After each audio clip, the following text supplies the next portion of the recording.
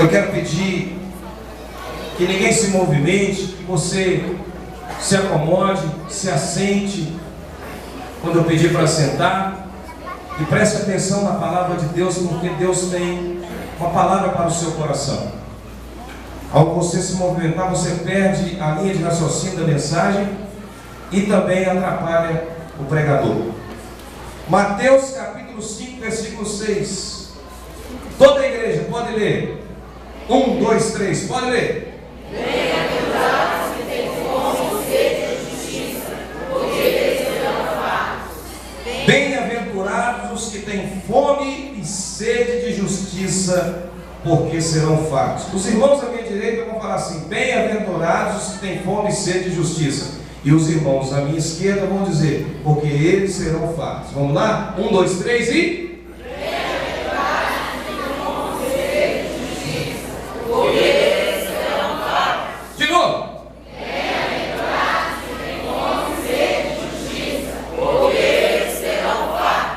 seus olhos. Eterno Deus, soberano Pai, te louvamos mais uma vez pela tua palavra. Ó Deus, agora que a tua palavra vai de encontro aos corações, meu Deus, que o teu povo seja alimentado, seja tocado pela tua poderosa palavra. Meu Deus, abençoa o teu povo nessa noite. É o que eu te peço, em nome de Jesus. Amém. Podem se assentar. Eu quero falar nessa noite sobre o apetite pelo alimento do céu. Apetite pelo alimento do céu. Jesus, ele diz aqui nesse versículo que nós lemos que bem-aventurados são os que têm fome e sede de justiça, porque eles serão fartos. Meus irmãos, a justiça de Deus, ela vem de encontro ao homem para que o homem seja direcionado e seja abençoado. Jesus, ele pregou a justiça. Jesus, ele pregou o evangelho, ele mostrou a justiça de Deus. Mateus escreveu sobre Jesus como rei. E como rei, ele apresenta, ele mostra que ele é o Deus de justiça. Quando João Batista estava batizando no deserto, Jesus chega e João Batista diz: eu que careço ser batizado por ti, e tu vens a mim. E Jesus disse: deixa por agora, para que se cumpra toda a justiça. Irmãos, a justiça de Deus, ela mostra que o homem precisa andar no padrão divino, no padrão de santidade que Deus estabeleceu. A justiça de Jesus mostra que o homem deve amar o seu inimigo. Teve uma vez que um moço falou com o pastor assim: olha, pastor, eu quero largar minha mulher, eu não amo a minha mulher. Mas o pastor disse para ele assim: mas a Bíblia diz: maridos, amai as vossas mulheres. Mas pastor, eu não consigo amar a minha mulher, eu não consigo. E o pastor então disse assim: olha, se você não consegue amar a sua mulher, a Bíblia diz: ama o teu próximo como a ti mesmo. Pastor, a minha mulher não é o meu próximo, eu não amo ela não é meu próximo. Mas por que ela não é o seu próximo? Porque ela me trai, pastor, ela me traiu. E o pastor então disse assim: então cabe o último recurso para você. Jesus disse: amai os vossos inimigos. Meus irmãos, a justiça de Deus ensina a amar os inimigos. Jesus, ele mostra que o homem precisa ter fome e sede de justiça. Qual é o alimento que nós devemos ter? Apetite. O texto diz que nós devemos desejar a justiça de Deus. Thomas Watson, que viveu no século XVII, um puritano, ele disse assim que a justiça que a Bíblia mostra é a justiça imputada e a justiça implantada. E tem um outro teólogo também, o maior teólogo, o maior exegeta do século XX, John Stott. Ele disse que Jesus, nas Escrituras, ele mostrou 3 tipos de justiça: a justiça legal, a justiça moral e a justiça social. A justiça legal é o nosso relacionamento com Deus. A justiça moral é a nossa conduta diante de Deus. E a justiça social é aquela justiça que nós devemos buscar para os direitos humanos, para os tribunais, para o órfão, para a viúva. E meus irmãos, qual é o alimento que devemos desejar? a justiça de Deus. A justiça imputada de Deus. O que é a justiça imputada de Deus? A justiça imputada de Deus é aquela justiça diante do Senhor. É o homem reconhecer que ele é pecador e que ele precisa do perdão de Deus, que ele precisa ser livre da condenação. Porque se o homem for condenado, ele vai para onde? Ele vai para o inferno. Existe, irmãos, uma questão muito difícil, que é a questão do inferno. Uma questão que muitas pessoas não absorvem bem. Como certa vez, um teólogo foi questionado, D.A. Carson, um teólogo americano, ele foi questionado por um repórter que perguntou: por que Deus, sendo tão amoroso, ele vai lançar as pessoas no inferno? E D.A. Carson, ele responde: olha, Deus, ele lança as pessoas no inferno, não porque as pessoas, elas quebraram simples padrões, não porque as pessoas, elas desobedeceram simplesmente a Deus, mas porque essas pessoas, elas afastaram do Criador e elas quiseram ser o centro do universo. Elas deveriam adorar a Deus como centro do universo, e elas deixaram de adorar a Deus e quiseram ser o centro do universo. Imagine, irmãos, Adão e Eva no Éden, e de repente eles pecam, eles obedecem a Deus. Você acha que Deus, ele não ia se importar com isso? Você acha que Deus, ele ia deixar isso de qualquer jeito? Deus não ia importar? Irmão, se Deus não se importasse com essa questão da desobediência do homem, Deus seria injusto. Deus não seria um Deus moral. Ele seria um Deus amoral e seria um monstro.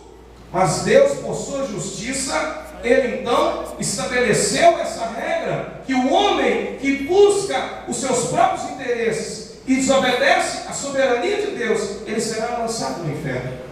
E D.A. Carson diz mais para o repórter, ele diz assim: olha, e tem uma coisa, no dia do juízo final, ninguém poderá dar a desculpa que Deus está sendo injusto. Palavra muito forte, muito sábia. No dia do juízo final, ninguém poderá dizer que Deus está sendo injusto. Meus irmãos, nós precisamos buscar a justiça imputada de Deus e também a justiça implantada. O que é a justiça implantada de Deus? É que nós, não basta apenas reconhecermos que somos pecadores, mas também nós precisamos, preste atenção nessa palavra, precisamos, irmãos, ter uma conduta de vida diante de Deus, uma conduta de santidade. Nós precisamos desejar ter uma vida de separação do pecado, uma vida perfeita diante de Deus. Quem tem fome e sede de justiça, ele aspira o céu, ele aspira o alimento de Deus, ele tem prazer nas coisas de Deus, ele se deleita, ele ama a lei de Deus. Quantos amam a lei de Deus aqui nessa noite? Digam glória a Deus, digam aleluia.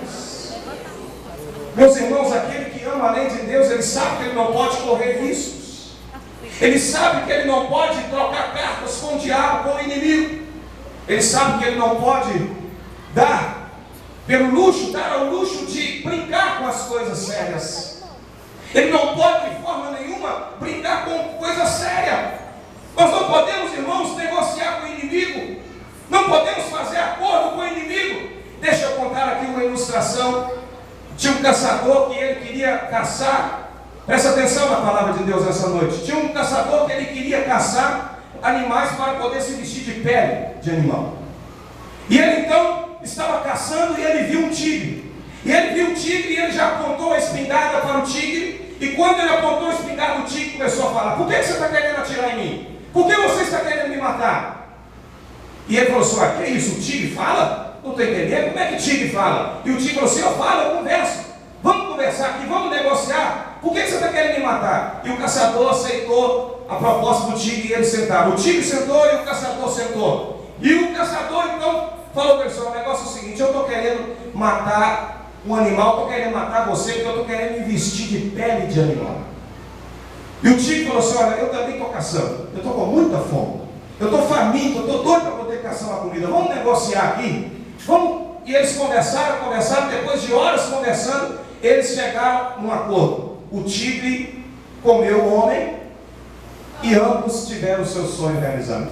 Tanto o tigre ficou cheio, como o homem também ficou revestido de pele de animal. Ele ficou dentro do tigre e ele ficou vestido de pele de animal. Irmãos, olha, eu aprendo com essa atenção com essa ilustração que nós não podemos, irmãos, negociar as coisas de Deus, negociar uma vida de santidade com esse mundo. Irmãos, a corda arrebenta para o lado mais fraco. A Bíblia diz, o profeta Ageu nos ensina que se você pegar algo que é consagrado a Deus e tocar em algum objeto, ele pergunta, vai ficar santo? Não, não vai ficar santo. Mas ele pergunta, mas e se alguém tocar em um animal morto, vai ficar imundo? E então as pessoas respondem, vai ficar imundo. O que Ageu está dizendo? Ele está dizendo, irmãos, que, em outras palavras, a saúde, ninguém passa saúde para outra pessoa, mas você passa doença para o outro.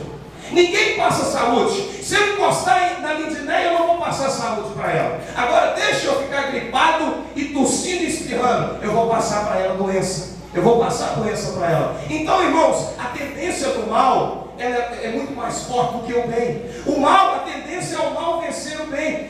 Irmão, olha para a pessoa do seu lado e fala com ele assim, cuidado, meu irmão, a corda arrebenta para o lado mais fraco. Olha aqui para mim, diz o ditado, irmãos, que a luta entre o mar e o rochedo, quem leva a pior é o marisco. Tem um bicho aqui que vocês estão tirando a atenção dos irmãos, é misericórdia. Jesus amado, isso não morde não, irmão. Queima ele, Jesus. Sai, demônio, em nome de Jesus. Está tirando a atenção da igreja. Preste atenção aqui na palavra de Deus. Me ajuda, povo de Deus, por favor. Em nome de Jesus. Meus irmãos, então perceba que nós devemos buscar uma vida de santidade a Deus. Devemos buscar também ter apetite pela justiça promovida. O que é a justiça promovida? A justiça para a sociedade, a justiça para os direitos humanos, a justiça de Deus para os órfãos, para as viúvas. Irmãos, a pessoa que busca a justiça de Deus, ele não conforma que seja feito impunidade, ele não conforma com a injustiça, ele não conforma que o injusto governe, ele não conforma com a corrupção. A gente fala assim, olha, a corrupção nasce lá em Brasília, a corrupção está lá em Brasília. Irmãos, a corrupção não nasce em Brasília. Preste atenção, a corrupção ela nasce, não é em Brasília, ela nasce dentro de casa. A corrupção nasce quando um filho vê o seu pai fazendo maracutaia. A corrupção, ela nasce quando o filho vê o pai falando mentira.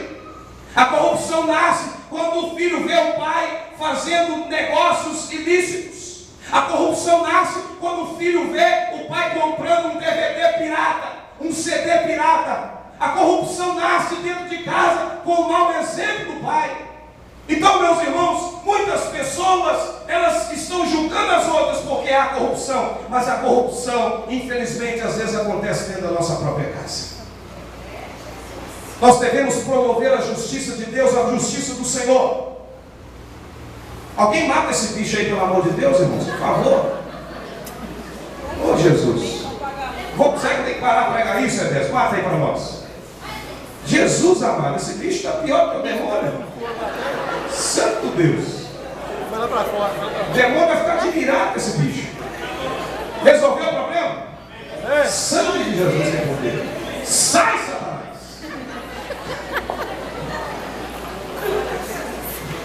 Preste atenção.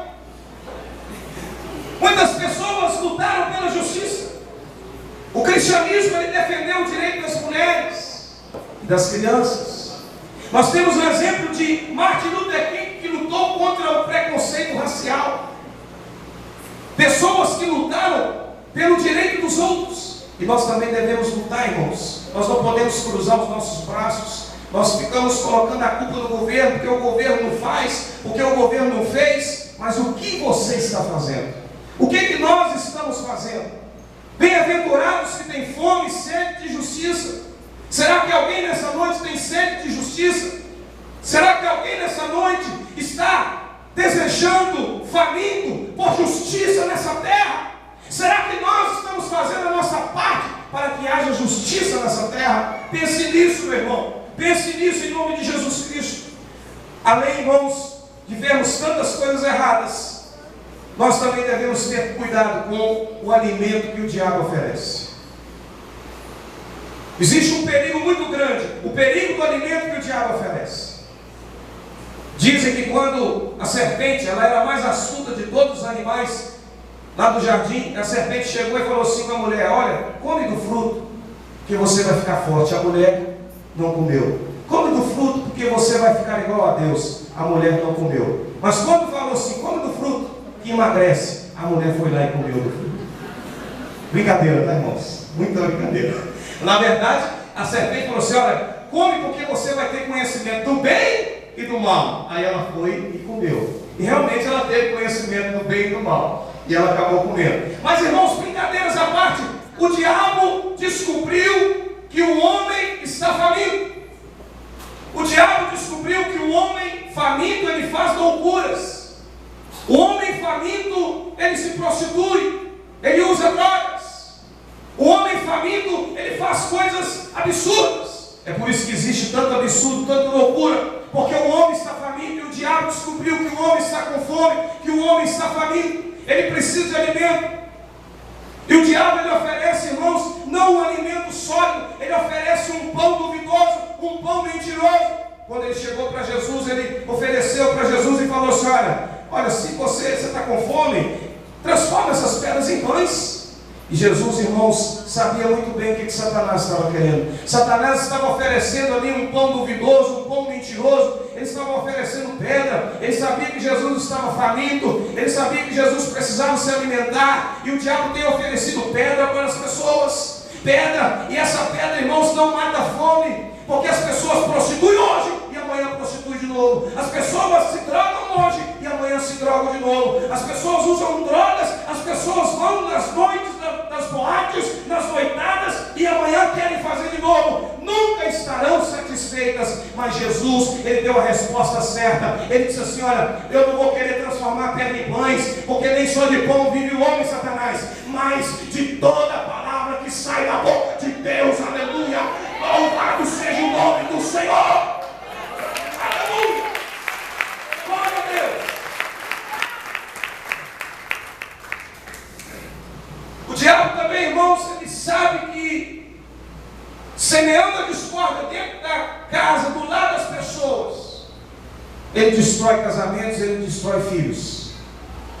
O diabo tem usado uma arma, uma ferramenta terrível, que é usar a boca dos pais para amaldiçoar os filhos. A gente sempre fala, eu sempre digo assim: olha, cuidado, meu irmão, com o que você fala para o seu filho. Cuidado com as palavras que você diz para o seu filho, que você poderá estar proferindo palavras de maldição para o teu filho. Isso aconteceu com um moço que era crente, e ele estava almoçando, toda a família, o filho almoçando, e o filho não tinha coordenação motora. E o filho sempre derrubava as coisas da mesa, sempre tornava o suco, a água, ele tornava a comida no chão. E o seu pai falava: seu porco, seu porco, seu porco, seu porco. E o filho ouvindo aquelas palavras. E um dado dia estava a família almoçando e o filho deixou entornar a comida no chão, o prato caiu no chão. Uma criança, e o pai começou: menino, você é muito porco, você é um porcão, um porcalhão, seu porco. Começou a xingar o seu filho. E, meus irmãos, aquele menino se levantou e foi para o quarto. Passados alguns minutos, aquele menino chega com o rosto transfigurado, parecendo realmente um porco, e ele então chega possesso de demônios e se agacha naquela comida que está no chão e começa a comer aquela comida como se fosse um porco. Meus irmãos, tudo por causa do poder das palavras. Que Deus abençoe, que os pais nessa noite não profiram palavras de maldição aos seus filhos, mas profiram palavras de bênçãos em nome de Jesus Cristo. Eu quero fazer uma ministração. Levanta suas duas mãos para o alto e diga assim: em nome de Jesus, na minha casa eu não aceito nenhuma legalidade, e eu não dou nenhuma legalidade para Satanás bagunçar com a minha casa, com os meus filhos, porque na minha casa reina a paz do Senhor. E eu profetizo paz na minha casa, em nome de Jesus Cristo. Aleluia. Aleluia.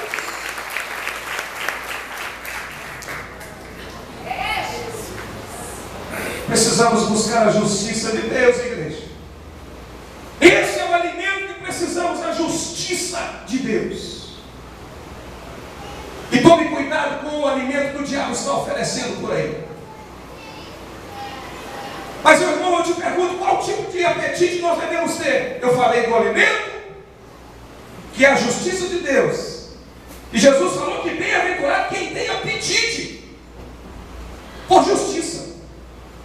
Qual que é o apetite que nós devemos ter? Eu quero considerar aqui alguns problemas graves relacionados ao apetite. O que é o apetite? A vontade de comer, a fome. A primeira consideração, que os mortos não têm apetite. Irmãos, no cemitério não existe restaurante. O cemitério não tem comida. As pessoas lá no cemitério não comem. Uma pessoa morta não tem fome. As coisas de Deus, irmãos, infelizmente não atraem uma pessoa que está morta espiritualmente. Tem muita gente morta espiritualmente. Tem muita gente dentro da igreja que está morto espiritualmente, que não tem fome porque está morto, que não se move espiritualmente. A fome é o primeiro sinal de que a pessoa está viva. Lembra daquele menino, daquela sunamita que, quando ele foi ressuscitado, o que ele teve? Ele teve fome, ele teve vontade de comer. O primeiro sinal de quem está vivo é ter fome. E, meus irmãos, assim como uma criança ao nascer deseja o leite materno, uma pessoa ao nascer de novo, ele precisa desejar o leite espiritual. Se você não deseja o leite espiritual, se você não tem, meu irmão, nenhum apetite pelas coisas de Deus, infelizmente, tenho que te dizer, você está morto espiritualmente. Essa é a primeira consideração. E há muitas pessoas que estão mortas. Mas eu quero dizer para uma coisa, para você estar cheio de Deus, você precisa ter apetite. E se você tem apetite por justiça, eu quero dizer para você que você é bem-aventurado, que você é feliz nessa noite. Aleluia. A segunda consideração, a falta de apetite é uma doença. Tem gente que não está morto. Olha aqui para mim, presta atenção, essa palavra é muito importante. Tem gente que não está morto espiritualmente, mas não tem apetite. E a falta de apetite é uma doença. Muitas pessoas que nasceram de novo estão doentes espiritualmente e perderam o apetite pelas coisas dos céus. Quem não tem apetite pelas coisas dos céus, ele tem apetite para as coisas do mundo.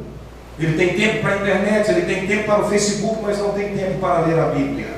Ele tem tempo para muita coisa, mas não tem tempo para orar. Quem está, meu irmão, doente, com falta de apetite, ele tem mais sono do que apetite. Ele é como Pedro no Getsemane, ele dorme em vez de orar. Ele perdeu o apetite pela leitura da Bíblia. A Bíblia dele está cheia de teia de aranha. Tem muito tempo que ele não abre a Bíblia. Tem que apresentar ele para a Bíblia de novo. Prazer, meu nome é João. Prazer, meu nome é Bíblia Sagrada. Porque ele não tem apetite pela leitura da palavra. Ele perdeu o apetite pela oração. Ele não consegue orar, não consegue falar com Deus. Perdeu o entusiasmo de entrar na casa de Deus, porque está sem apetite. Meus irmãos, quando as pessoas recusam o alimento, é porque elas estão sem fome. Perdeu a fome. Quando as pessoas fazem pouco caso do Evangelho, é porque elas estão cheias de si mesmo. Quando as pessoas, irmãos, elas não têm interesse pelas coisas de Deus, a sua prioridade são as coisas deste mundo. Jesus, ele disse, olha, a minha comida e a minha bebida é fazer a vontade de Deus e realizar a sua obra. Jesus, irmãos, ele tinha vontade de fazer a obra de Deus em todo o tempo. Ele precisava, se ele não fizesse a obra de Deus, ele sentia como se estivesse com fome, com faminto, sedento. Ele precisava fazer alguma coisa para Deus. Pergunta para a pessoa do seu lado, você tem interesse em fazer alguma coisa para Deus? No ano de 2014? Olha aqui para mim, irmãos, nós estamos no último culto do ano. Nós estamos chegando ao final de um ano. O que você espera para o próximo ano? Quais são as suas intenções para 2014? Quais são, irmão, os seus planos para o futuro? Será que você tem algum plano para o seu futuro? Será que você sabe o que você quer da sua vida? A pastor, eu quero me casar, quero ter filhos, eu quero ter um emprego. Não é isso que eu estou te falando, não é isso que eu estou te perguntando. Eu estou perguntando quais são os seus planos para o reino de Deus. Eu estou perguntando qual é o seu interesse para com as coisas espirituais. Meu irmão, olha, o salmista Davi, ele dizia que a presença de Deus é mais doce do que o mel e o destilar dos favos. O profeta Isaías, ele tinha prazer em estar na presença de Deus. O profeta Jeremias, ele disse: achava as tuas palavras, logo eu comi as tuas palavras. Será que você tem vontade de comer a palavra de Deus? Será que você tem prazer em estar na presença de Deus? Será que a presença de Deus é como o licor dos favos para você? Será que a presença de Deus ela é como ouro puro para você? Como está, meu irmão, o seu apetite? Muitas doenças são provocadas por uma alimentação inadequada. Muita gente está alimentando mal. A saúde começa por onde, irmãos? A saúde começa por onde? Quem sabe? Pela alimentação, pela boca. A saúde começa aqui, ó, na boca. Se você alimenta mal, se você alimenta comida estragada, comida envenenada, o que acontece? Você corre o risco de morrer. Alguns dias para trás, um primo do meu pai visitou a minha mãe e ele. E o pai disse assim: olha, eu vou para o túmulo sem saber quem matou a minha filha. A sua filhinha de 15 anos que estava namorando com um rapaz. E o namoro terminou e passou 2 meses. A moça estava no hospital, o pai estava trabalhando na estrada, era caminhoneiro. E ele recebe a informação que a filha estava na UTI. E ele vai até a UTI. E os médicos dizem para ele: olha, sua filha, ela foi envenenada com veneno de rato. E eles olhavam para a filha e a filha não tinha condições de falar quem havia envenenado, somente desconfiavam, mas não conseguiram descobrir quem envenenou. Há suspeitas que tenha sido envenenada pelo ex-namorado, mas não tem como prova. E o pai, amargamente, ele disse que vai partir para a eternidade sem saber quem matou a sua filha. Envenenamento. Tem muita gente morrendo por envenenamento. Tem muita gente morrendo por alimento estragado. Tem muita gente dando problemas. Tem muita gente que está com problemas de saúde, virose. Às vezes a pessoa fala: você está com virose, não é virose nada, é comida estragada. Sai em cima e sai embaixo, sai em cima e sai embaixo, comida estragada, que acaba com a saúde das pessoas. E tem muita gente que está também com a saúde espiritual prejudicada. A Bíblia fala que os discípulos de Eliseu não puderam comer da panela, porque a panela tinha morte, a morte na panela. Meus irmãos, assim como havia morte na panela com o profeta Eliseu lá e os seus discípulos, infelizmente há muita morte dentro da igreja, morte nos púlpitos, morte nas escolas dominicais, morte, infelizmente, nos livros, morte em muitos lugares. Sabe por quê? Porque as pessoas estão comendo alimentos estragados. Ao invés de comer o alimento de Deus, estão comendo o alimento que é contra Deus. Ao invés de comer algo que edifica, estão comendo algo que confunde, que bagunça a mente das pessoas. As pessoas, irmãos, infelizmente estão desejando as bênçãos de Deus e não o Deus das bênçãos. As pessoas, elas querem prosperidade e cura e não santidade. As pessoas, elas querem sucesso e não piedade. Elas têm sede dos aplausos dos homens, mas não têm fome da glória de Deus. Tem muita gente alimentando inadequadamente. Mas eu quero dizer uma coisa para você. Se você tem apetite pelas coisas de Deus, hoje você vai ser saciado. Hoje você vai ser alimentado. Aleluia. Hoje você vai ter o alimento do céu. Sabe por quê? Porque o apetite é um desejo real. A pessoa que ela está com apetite, ela precisa de alimentar. Nós não podemos tampar o sol com a peneira. Não podemos fazer de conta que não existe. Tem muita gente que tem apetite. Apetite é coisa real. Tem muita gente que está com fome. Quem está com fome de Deus nessa noite? Quem está com fome do reino? Quem está com fome da glória de Deus? Começa a glorificar. Começa a aplaudir. Começa a exaltar o nome do Senhor. Se você tem fome, sede de justiça. Aleluia! Meu irmão, aquele que tem fome e sede de justiça, o seu maior prazer é ser santo, é ser puro, é ser consagrado a Deus, é viver uma vida de santidade, é afastar-se do pecado, é, meu irmão, viver uma vida